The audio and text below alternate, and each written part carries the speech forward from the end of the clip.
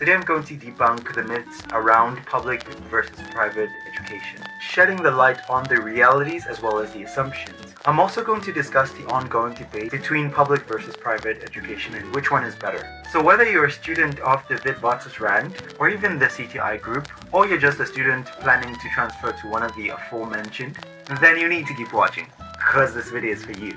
And if you're new here, welcome, and I hope you subscribe.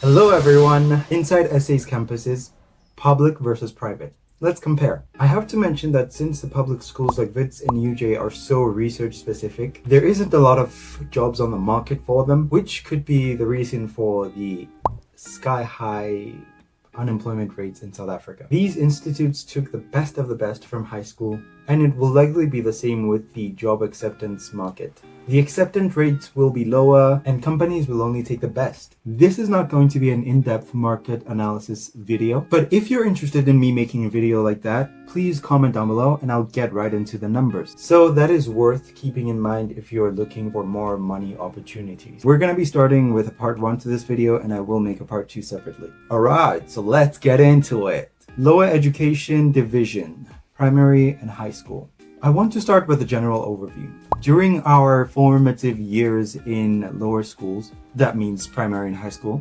we engage in general education and training, which is the GET, as well as the FET, which stands for further education and training. You know them commonly as the FET and the GET phase. These phases lay a foundation of our understanding of the real world. Lower schools focus on teaching us essential skills like analysis, interpretation and reading, comprehension, skills vital for going through life. What this means is we're being taught how to learn. As we progress from lower to higher education, the complexity of concepts increases. High school demands more advanced knowledge, and these students receive more recognition for more complex and sophisticated comprehension that they apply compared to their primary school student counterparts, who are then rewarded for just mastering the basics. So why the emphasis on learning everything? Even seemingly useless subject, I know that we know what subject I'm talking about. Well, again, I must reiterate, it's all about learning how to learn. Lower schools focus on teaching us the fundamental skills, paving the way for more advanced concepts later on in life. The goal is to develop a capacity for interpretation, critical thinking, and adaptability. When students ask, why is a subject important? It's because each subject teaches different skills.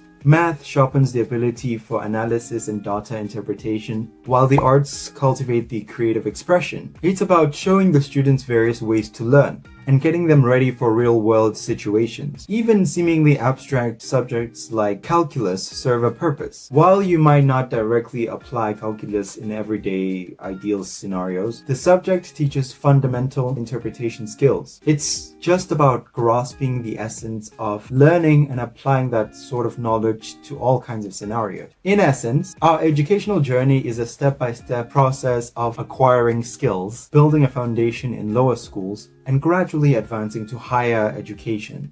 So, the next time you wonder about the real-world application of the subject, remember, it's about learning how to interpret, understand, and apply knowledge. If, for example, you're tasked with finding the angle of a corner of a house, maybe you're not an architect yet, but that learning style sort of taught you how to understand the concept of how it works. You're like, hey, this corner is kind of similar to that 90-degree angle that I learned in high school. I couldn't tell apart what 90 degrees versus 60 degrees looks like, but now I can. And then you have subjects like mathematics. Personally, I wasn't very good at it. Calculus, for example, you know, differentiation, integration, stuff like that. Basically, that's also a part of analytics, application, and maybe a bit of comprehension, but fundamentally, they're all good learning skills. Now, as I wrap up this discussion about lower education and everything that we've covered, I want to also mention that there will be a part 2 to this video. In part 2, I'll delve into the bridge between lower and higher education. And then, in the third part of this video, we'll seamlessly segue into the realm of higher education. But for now, let's pause and reflect on the foundation that we've built on lower education. Okay, higher education division, private versus public. I'll delve into the distinctions between the two higher education types, which is public and private. Unlike the more affordable and sometimes free type of education, which is the primary and high school. Higher education takes on a more business-like structure. Higher education is all about applying the learning skills acquired in the lower education. It focuses on more understanding and specialization. Now, we're taking all of these learning skills into specialized fields. So whether it's delving into analytical skills or engineering skills, or just plainly expressing your creativity, the shift becomes more business-oriented or more specialized because you're learning these things for a purpose. Moving from a lower to a higher education perspective, the focus kind of shifts from a more grades point of view to an understanding and application perspective. While lower education emphasizes the grading systems for how much you can learn, higher education prioritizes applying what you've learned, understanding the concepts, and I mean like truly understanding the concepts, and then finally choosing a specialization. If you're still with me, comment higher ed down below so I know that you're still with me. Go ahead, I'll wait. Great. Now, both public and private universities are business-like structures. They teach students the skills of providing services, producing goods, and making them profitable. Understanding knowledge and applying it becomes a crucial skill and provides a higher advantage in a business-oriented environment. The next part will explicitly focus on the distinctions between public and private universities. Stay tuned. So, which is better, public or private? Alright, for our third comparison, let's dive deep into the comparison between public and private education. We're all well aware of the stereotypes that accompany each type of learning sector. Private school kids are portrayed as posh and having an abundant amount of resources. Public school kids are mostly labeled as underprivileged. There's some truth to that, but to an extent. This is just mostly due to the fact that one has more resources than the other. Or rather, sometimes it's just the quick access of the resources, or just being able to find whatever they need immediately. That being said, that doesn't necessarily mean that private school kids are posh or smarter than public school kids. Even in the private education sector, there is still a great divide among the private school kids. You find that there are middle-class students occupying the private school label, and there's also like very wealthy people or people that come from wealthy families. To get a better understanding of the differences between public and private, you can check out a video right here or here. This video goes a little bit in depth about the differences between public and private as from the perspective of the two students in public and private sector. Hope you enjoy it. So really, anyone who seeks to go to private education can go, and anyone who seeks to go to public education can also go. There really is no limit to which one you want to go to, but that will all depend on what you actually prefer.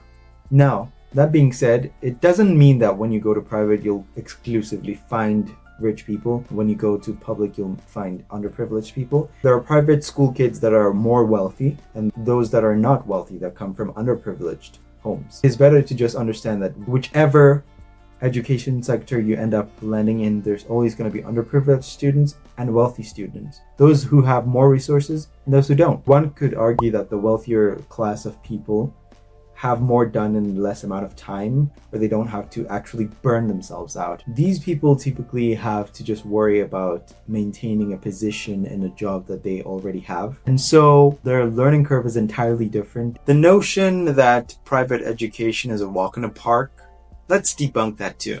While some may perceive private students as carefree and having all the time in the world to pursue their hobbies, it's not always the truth. Private education is not a golden ticket, but it does have perks to those who can afford them.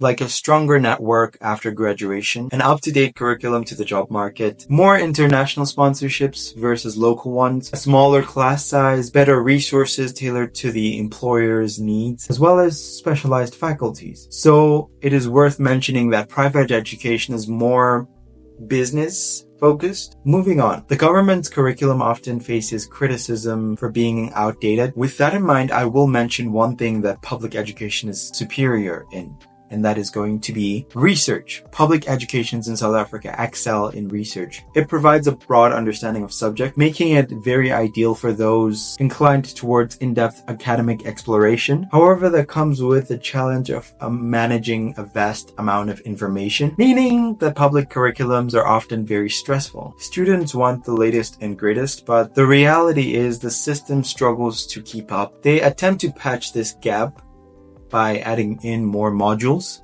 but that oftentimes results in information overloading. Squeezing 5 years into 3 years is near impossible. Another huge challenge with public education is their high benchmark for entry because of limited resources, or as I'd like to say, more like limited seats. The struggle is real, especially in an economy like ours. The government does its best to help out everyone, but oftentimes the demand surpasses the supply. But there is not much of a difference between public and private. Now, I just want to run by the core points before I close this video. Which one should you choose for yourself? Is it public or private? Well, here are the things that you should be looking at. Number one, I will say quality. Quality isn't necessarily better in private institutions. They just curate and focus their content. Number two, choice. Ultimately, the decision boils down to your preferences. Do you seek a more tailored, business-driven approach, or are you more into the expansive research fields? In conclusion, a caveat as you weigh your options. Remember that the education landscape have very little differences. It's not a competition between rich and poor. It has never been about that.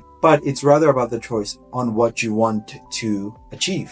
Whatever decision you'll end up making, make it with the understanding that both paths have their unique advantages and challenges. In the end, it's about the quality of the education and not just quantity. Public education plays a vital role in serving the masses. Private education might provide a curated experience. And you didn't hear this from me, but public education students are smarter for what it's worth.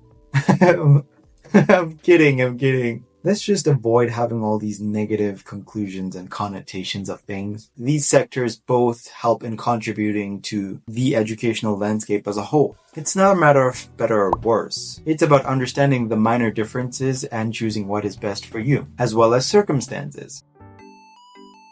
If you're What's still with this me, angle? comment higher adds It's in the giving comments so I know that you've 7-year-old understood stole the everything I've camera. said so far.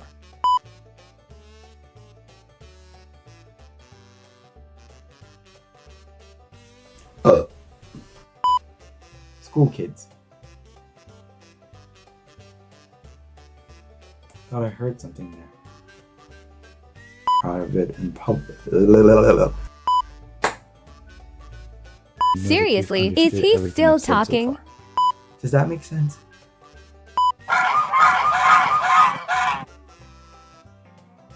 Remember that the educational landscapes have very little of the differences. Landscape has very little differences. Remember that the educational... As always, if you found these tips helpful, please give this video a thumbs up. And don't forget to subscribe if you prefer content like mine. Best of luck on your educational journey, and may you find the path that aligns with your aspirations. Until next time, be aware, stay positive. Bye.